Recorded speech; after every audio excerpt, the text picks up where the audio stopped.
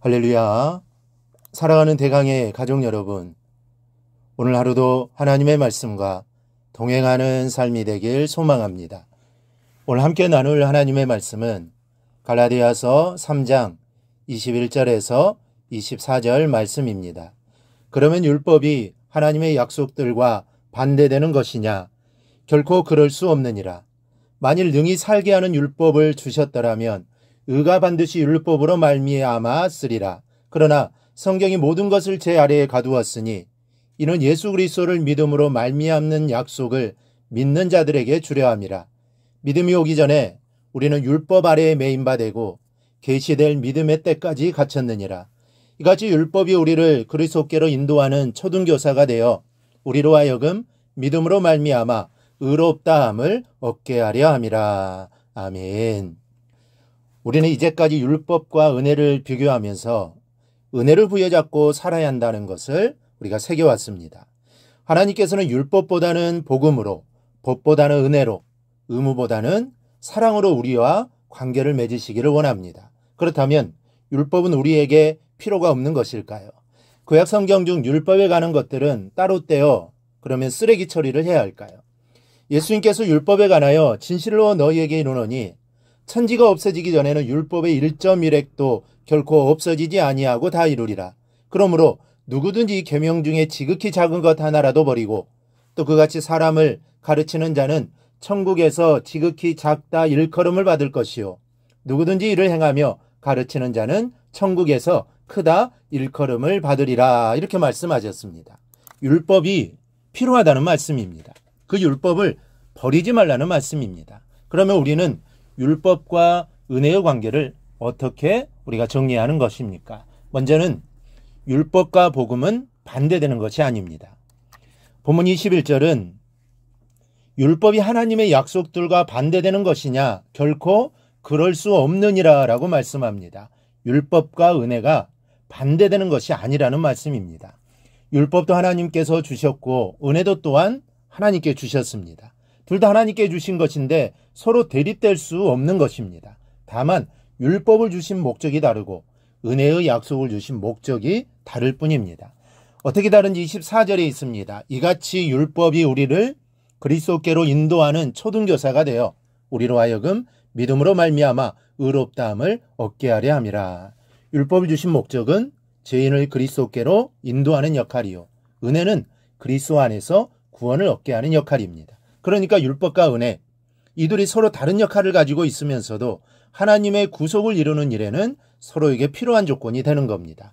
율법이 없으면 은혜의 완성이 이루어지지 않기 때문입니다. 쉽게 말하면 일전에 말씀드렸다시피 율법은 거울과 같고 은혜는 물과 같은 것입니다. 우리가 아침에 일어나서 빼놓지 않고 하는 일이 있습니다. 거울을 보는 것이지요.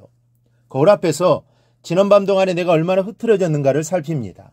거울 앞에 서면 자신의 흐트러진 모습이 그대로 드러나지 않습니까? 거울은 우리의 모습 그대로를 폭로하는데 바로 이것이 율법이 하는 일입니다. 우리가 하나님의 영광스럽고 거룩한 율법을 보았을 때 그것은 맑고 깨끗한 거울과 같아서 보면 볼수록 그 속으로 들어가면 들어갈수록 내가 얼마나 추하고 또 더럽혀졌는가를 발견하게 됩니다. 이것이 율법입니다. 그러나 한없이 거울만 보고 앉아있는 사람은 바보입니다. 이전에 일어나 물로 깨끗하게 더럽혀진 몸을 씻어야 합니다. 율법은 보여주기만 합니다. 율법 앞에 서면 들려오는 말씀이 있습니다. 빨리 예수 그리스도의 보혈로 깨끗이 씻어야 한다. 율법은 우리에게 계속해서 말씀하십니다. 거울인 율법을 볼 때마다 말씀하시는 거죠. 이런 죄를 씻으려면 예수님 앞으로 나와야 한다는 겁니다. 예수님 앞에 나올 때 예수 그리스도의 보혈로 깨끗하게 되어 구원의 은총을 입게 되는 것입니다. 둘째는 그래도 율법을 초등교사라고 하는 것입니다. 이전 성경은 몽학선생이라고 했는데 이는 어린아이를 가르치는 가정교사를 말합니다. 당시 로마의 부유한 집에서는 자녀를 가르치기 위한 가정교사를 그 집의 노예 중에서 구했습니다. 그리고 가정교사에게 아이를 때릴 수 있는 권한까지 주었습니다.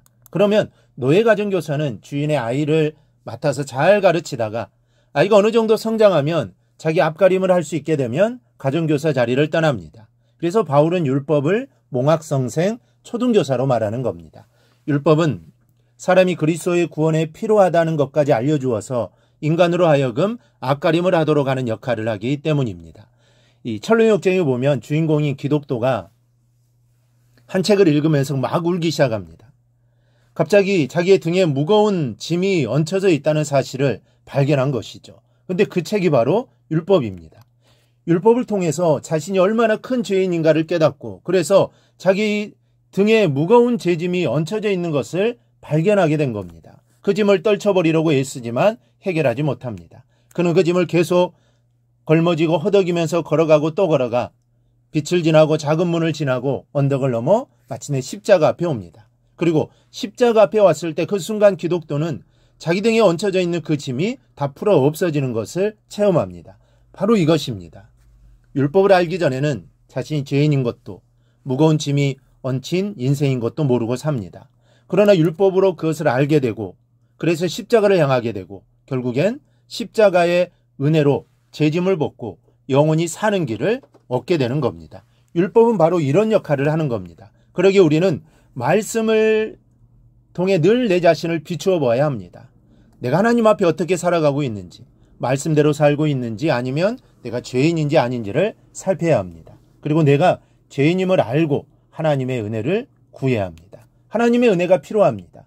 그 은혜를 위해 기도하시기 바랍니다. 그러면 내가 얼마나 큰 죄인인가를 알게 됩니다. 더욱더 은혜가 필요함을 알게 됩니다. 그런 자에게 하나님의 은혜가 임하게 됩니다. 그리고 그 은혜가 임하면 그 은혜를 붙잡고 십자가를 붙잡고 기도해야 합니다. 그러면 주님께서 이 시간 십자가를 붙든 여러분의 손을 굳게 잡아주실 줄 믿습니다. 이러한 하나님의 은혜가 우리 모두에게 임하기를 주님의 이름으로 축원합니다.